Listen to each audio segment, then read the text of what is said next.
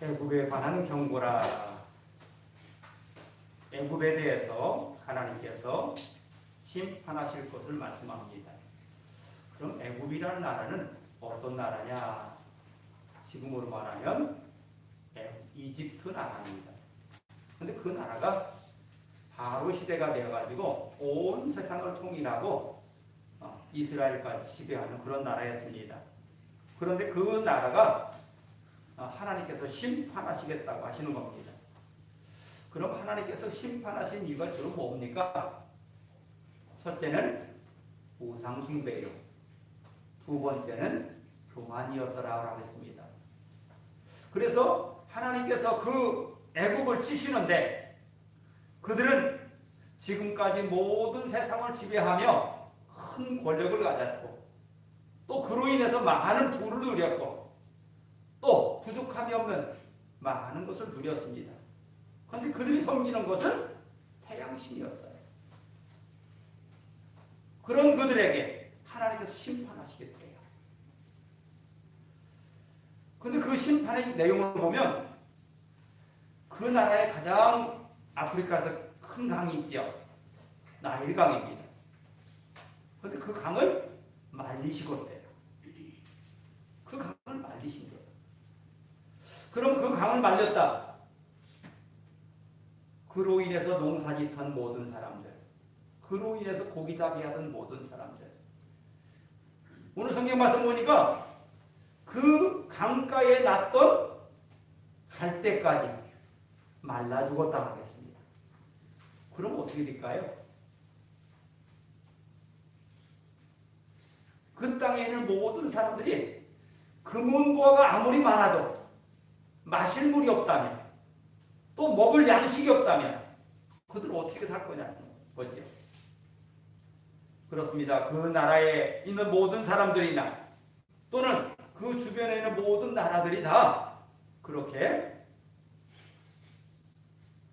더 많은 부를 누리기 위해서 더 좋은 것을 찾아서 계속 또 큰 힘을 갖기 위해서 애를 썼습니다.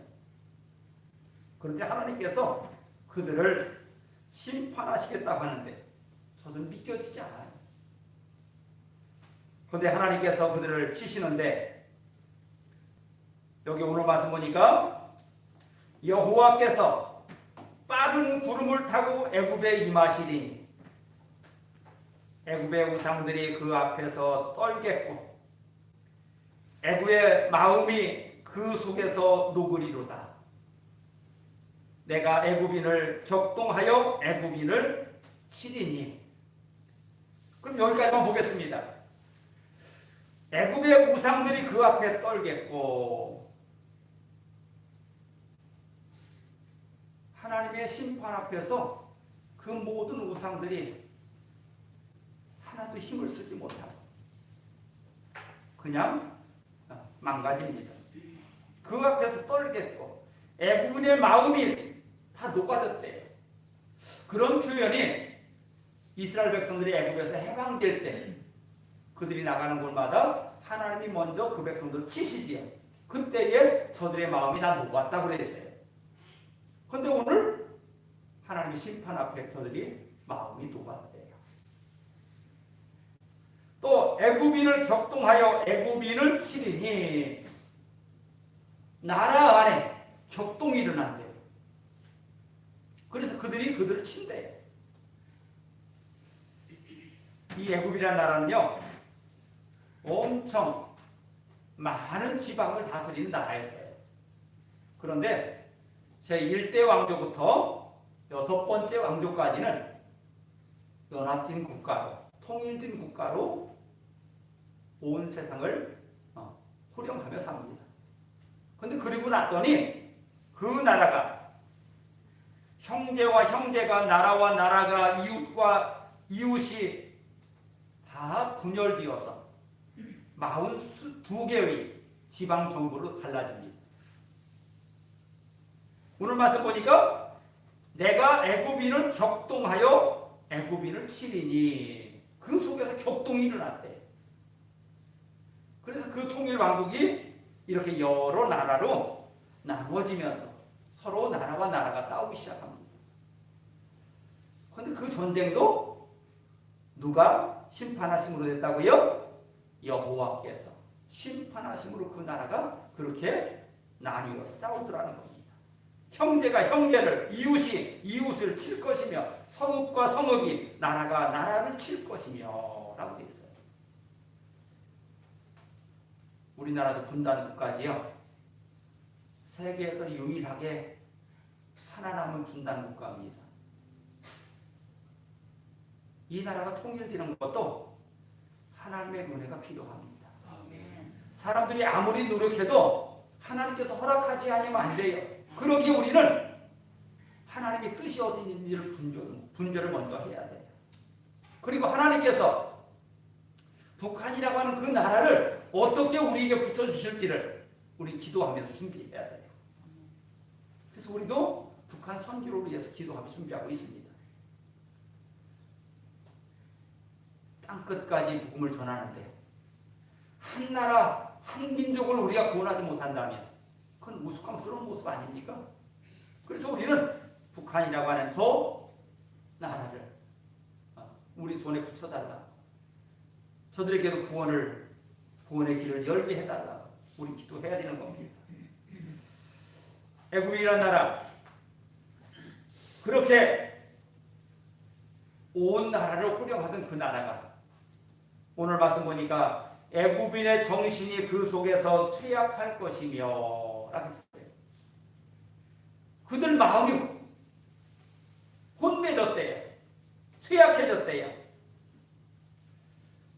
그래서 그들이 어떻게 되느냐? 우상과 마술사와 신접한 자와 요술객에게 물으리로다.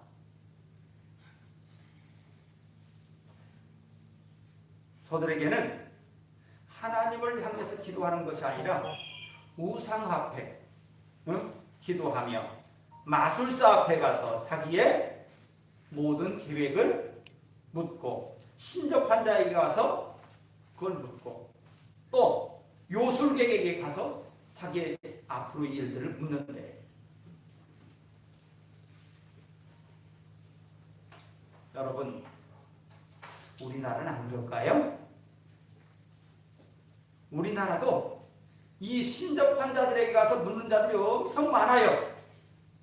무당들에게 가서 자기의 미래를 알려달래요.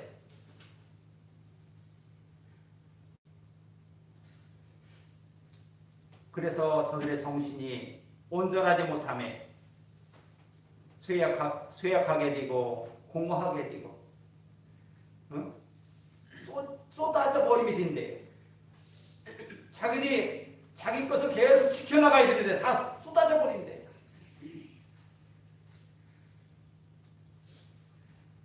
하나님께서 우리를 부르신 것은 그냥 부르신 것이 아니에요. 우리를 온전케 하기 위해서 불렀다고 했어요. 성경입니다. 그러면 우리 각각 하나하나를 부르실 때마다 하나님은 놀라운 계획을 가지고 계시대요. 그 계획 속에 우리가 들어가자는 겁니다. 그게 하나님의 부름받은 자들이에요. 근데 저들은 누구한테 가서요?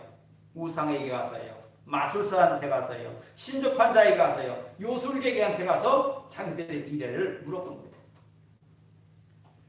그들에게 하나님께서 지혜를 거두시고 분별력을 거두시니까 저들은 더 이상 자기들의 계획을 만들어 갈 수가 없어요. 그러기에 나라가 망하는 거예요. 그럼 애국 사람들이 어쩌다가 저렇게 됐습니까? 그들이 계획한 것조차도 이루지 못하는 그런 나약한 상태가 됐습니다. 자기들이 자기를 주관하지 못하고 우상이나 마술사나 신접한 자나 요술객에게 가서 도와달라고 하는 자들입니다. 그러기에 저들 속에는 두려움밖에 남지 않았어요. 두려움밖에. 또 그들은 분열되어서 형제가 형제를, 이웃이 이웃을, 나라가 나라를 서로 치는 그런 전쟁 상황에 빠졌어요. 스스로는 아무것도 할 수 없는 그런 존재이기 때문에 그런 상황이 되는 거예요. 전쟁이 일어난 나라를 보면 먼저 밖에서 쳐들어오는 것보다 먼저 그 안에서 분란이 나요. 분란이 나서 밖에 있는 나라들을 끌어들이는 거예요. 6.25 전쟁이요? 그냥 난 거 아니에요. 북한에서 남쪽에 많은 간첩을 파송했어요. 보내가지고 남쪽에 있는 곳곳에 폭동을 일으키게 했어요. 그러니까 모든 정부에서 할 일이 그 폭동 진압하는 일에만 열중하게 됐어요. 그런 상황에서 전쟁이 났어요. 그렇습니다. 어떤 나라고 전쟁이 일어나려면 그 안에 있는 사람들이 먼저 분열이 나요. 우상, 그들은 저들을 지켜주지 못했어요. 마술, 저들을 옳게 인도하지 못했습니다. 신적 반대자들, 요술객들, 저들의 미래를 책임지지 못했습니다. 여기서 두 가지 교훈을 이야기합니다. 사회가 불안할수록 미신은 판치고 광적인 종교 집단들이 활개를 칩니다. 두 번째, 진리가 하나님의 말씀 외에는 어느 것도 사람들의 마음을 온전케 할 수 없음을 저들은 알게 됩니다. 그래서 계속 불안을 느끼게 돼요. 응? 두려움과 불안 속에서 저들은 어느 하나 자기를 도와줄 수 힘이 없음을 저들은 깨닫게 됩니다. 그랬더니 하나님께서 저들을 내가 애굽인을 잔인한 주의 손에 붙이리니 라고 하셨어요. 새로운 지도자가 만들어지는데 잔인한 자들이 그 자리에 올라간대요. 그래서 그 잔인한 자들이 어떤 정치를 할까요? 모든 것을 갈취하며 살인하며 그런 정치를 하게 되는 거예요. 그런 압제 속에서 저들은 자기들의 뜻을 이야기할 수도 없고 하는 그런 세상이 된 겁니다. 이런 군주들 역사에 보면 여럿이 나오는데 그 역사 속에서 하나님께서는 그들에게 다시 이것이 끝이 아니라고 말씀하셔요. 바닷물이 없어지겠고 강이 잦아서 마르겠고 강들에서는 악취가 나겠고 애굽의 강물은 줄어들고 마름으로 갈대와 부들이 시들겠고 나일 가까운 곳 나일 언덕의 초장과 나일강 가까운 곡식밭이 다 말라서 난려가 없어질 것이며 이게 하나님의 심판이었어요. 여기 그 당시에는요, 여기 바다라고 했는데 바닷물이 없어지겠고 그 당시에는 지금 얘기한 우리가 알고 있는 지도상에 나와 있는 그런 바다를 바다라고 하는 것이 아니라 물이 많으면 바다라고 했답니다. 성경에 갈릴리 호수를 뭐라고 나와요? 갈릴리 바다라고 나오죠. 그리고 성전 앞에 보면 성전에 들어가는 사람들이 쉽게 하기 위해서 또는 재물을 닦기 위해서 큰 물그릇이 있어요. 그 이름이 뭐예요? 그게 바다예요. 노수로 만든 바다다. 물이 많이 들어간다 해서 노바다라고 부르게 돼 있어요. 그것을 보면 아, 그 당시에는 물이 많은 것을 바다라고 불렀구나 라고 생각하면 됩니다. 그 많던 물들이 가뭄이 들어서 더 이상 사람들이 먹을 물조차 모든 식물들이 다 말라 죽어가는 그런 세상이 된 거예요. 성경에 가뭄이 심한 것 중에 얼마가 비가 안 왔다고 나와요? 3년 6개월 비가 오지 않았다고 되어 있어요. 글쎄요, 우리나라에 3년 6개월 동안 비가 안 왔다? 어떤 모습이 될라나? 수돗물은 나올까요? 그것도 안 나올 거예요. 어? 그것도 안 나올 거예요. 어? 강을 막아서 그 물을 지금 우리가 식수로 쓰고 있는데 3년 6개월 동안 비가 안 와서 그 물을 퍼쓰면 그 물 하나도 없을 거예요. 그런 세상이 된 거예요. 그럼 이런 모든 모습들이 그러면 어디서 왔느냐? 이유는 딱 하나예요. 하나님을 대적한 자. 우상을 앞세워서 하나님을 대적한 자. 그런 자들에게 하나님께서 저들을 하나님의 은혜에서 그 은혜를 빼버리니까 이렇게 표현하고 있어요. 소안의 방백들은 어리석었고 바로의 가장 지혜로운 모사의 책략은 우둔하에 뒀으니. 글쎄요, 마실 물이 없고 먹을 양식이 없다면 군대가 필요할까요? 그 필요 없을 거예요. 우리나라 군인들에게 먹을 양식을 주지 않냐고 마실 물도 못 준다면 그들이 거기 붙어가지고 싸운다고 준비하겠어요? 안 할 겁니다. 전쟁이 필요 없는 거예요. 그 상황에는.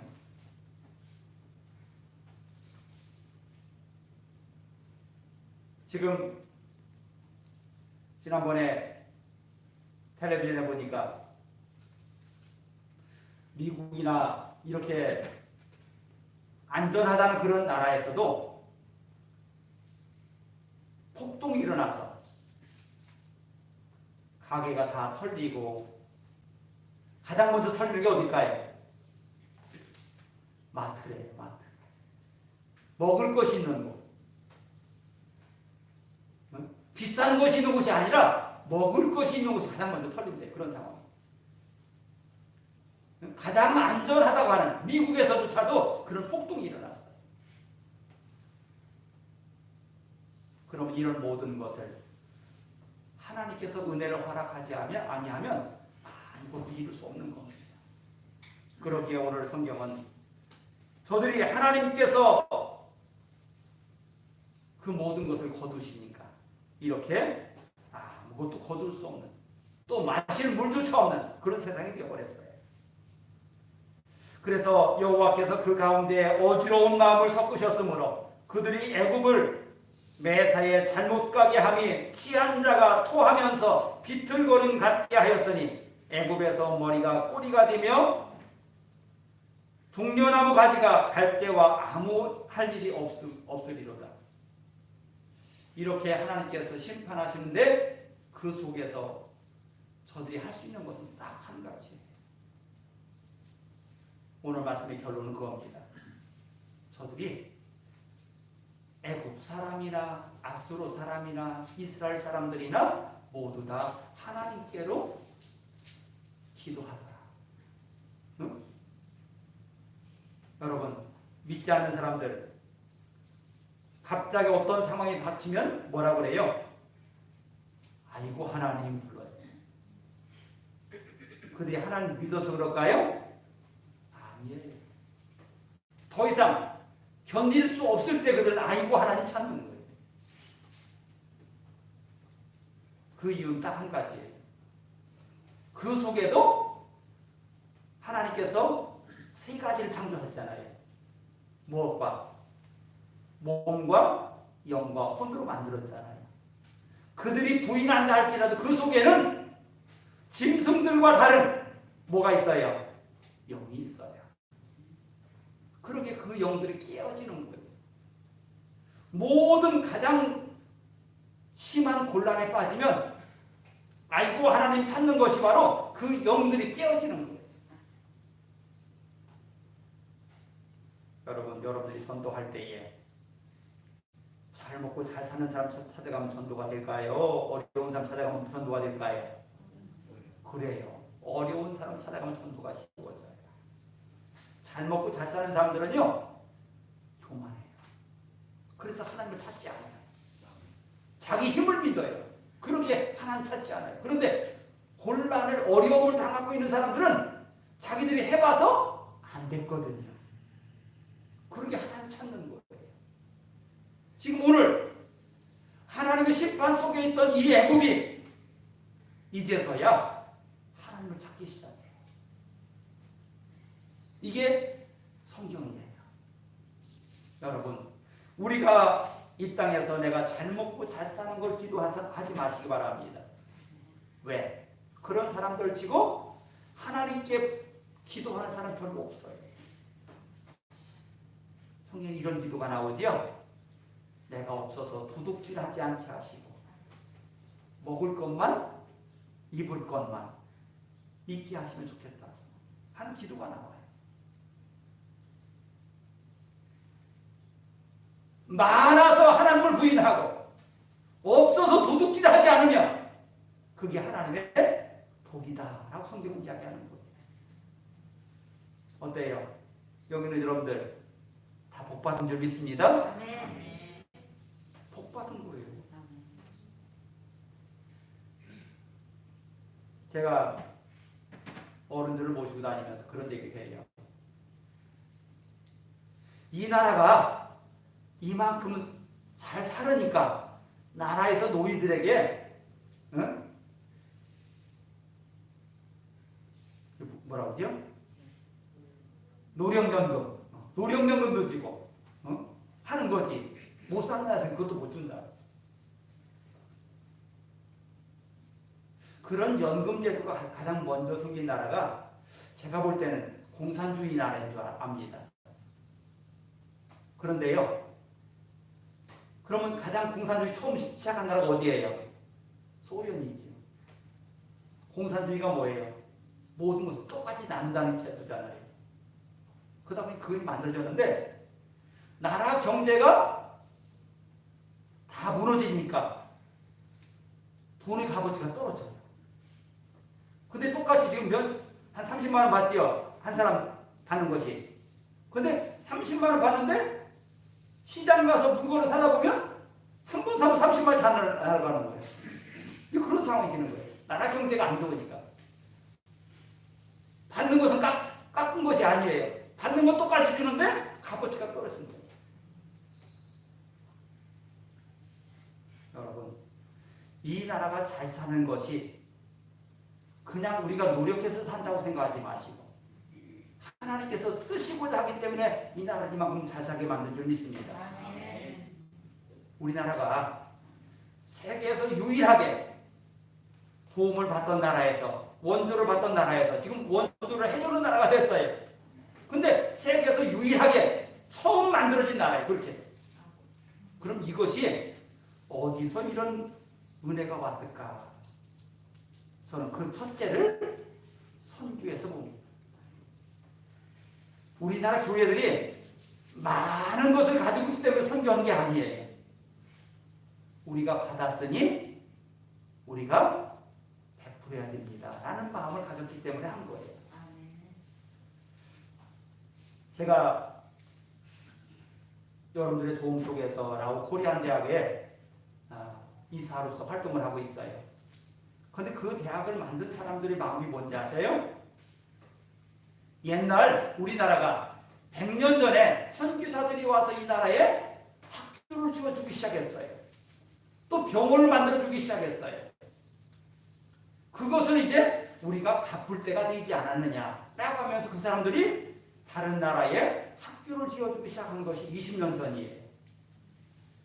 그러면 2000년대 때부터잖아요. 그래서 그때부터 중국에다 대학교 짓고 또 몽골에다 대학교 짓고 지금 세 번째로 라오스에 대학을 지었어요. 그러면서 그 나라를 책임지고 이끌어갈 만한 지도자를 만들어주자는 겁니다. 그래서 그 나라가 발전할 수 있는 기틀을 만들어주자는 거예요. 그런데요, 라오스라는 나라는요, 너무나 못 사는 나라이기 때문에 대학을 아무거나 갈 수 있는 게 아니에요. 그러다 보니까 대학생들이 거기에 들어온 학생들이 약 300명인데 그 300명 중에서 150명 정도를 장학금 제도를 만들었어요. 그래서 우리나라에서 그들을 어떤 사람은 10,000원을 한 달에 10,000원을 어떤 사람은 20,000원 어떤 사람은 50,000원 어떤 사람은 100,000원 지난번에는요 1억을 내놓은 사람도 있어요. 라오스를 학생들을 가르치겠다고 1억을 내놨어요. 그런 마음으로 지금 이 나라가 그 나라는 공산주의거든요. 그러니까 예수 믿으라고 우리가 나가서 전도도 못해요. 자기들 나라 안에 있는 사람들이 전도하는 건 인정하는데 외국인들이 나와 전도하는 건 못하게 돼 있어요. 그 즉시 추방이에요. 근데 그런 나라에 가서 복음을 전하겠다고 대학을 세웠어요. 그런 마음을 가장 기뻐하시는 분이 누구시라고요? 하나님이시라고요. 그러기에 이 나라가 고난을 겪으면서도 계속 전진할 수 있는 거예요. 하나님께서 보시기 아름답잖아요. 누가 생각해도 칭찬받을 만한 일이잖아요. 그런 일을 감당하고 있다고요. 근데 지금 여러분들도 그 일을 같이 동참하고 있는 거예요.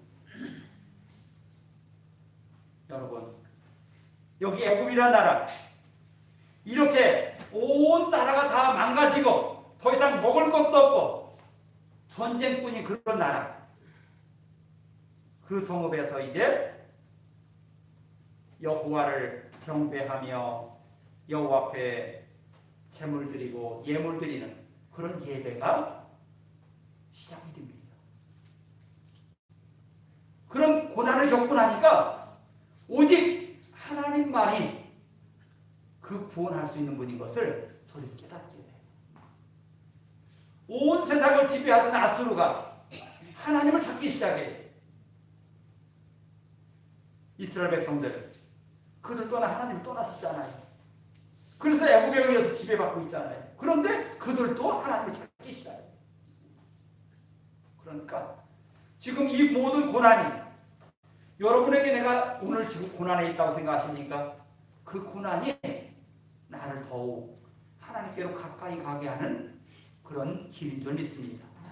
기도하게 하시고 하나님의 말씀에 집중하게 하시고, 그래서 하나님을 향해서 우리가 더욱 말씀에 집중하고 기도에 집중할 수 있는 그런 계기를 만들어 주심을 믿습니다. 그래서 오늘 여호와를 경배하는 이 애굽 사람들을 바라보면서, 아하, 그렇게 우상에 찌들리고 잘 먹고 잘 살던 그들이 이제 모든 걸 다 잃고 나니까 하나님을 찾게 되었다. 하나님 말씀을 기억하시기 바랍니다. 우리는 더 이상 지금보다 더 못하게 망가지지 않고 하나님을 더욱 하나님께로 집중하는 영성이들 되길 바랍니다. 그래서 더 하나님의 손에 크게 붙잡혀서 더 큰 영광에 사용되는 그런 우리 교회 모든 성도들 다 되길 바랍니다. 기도합니다.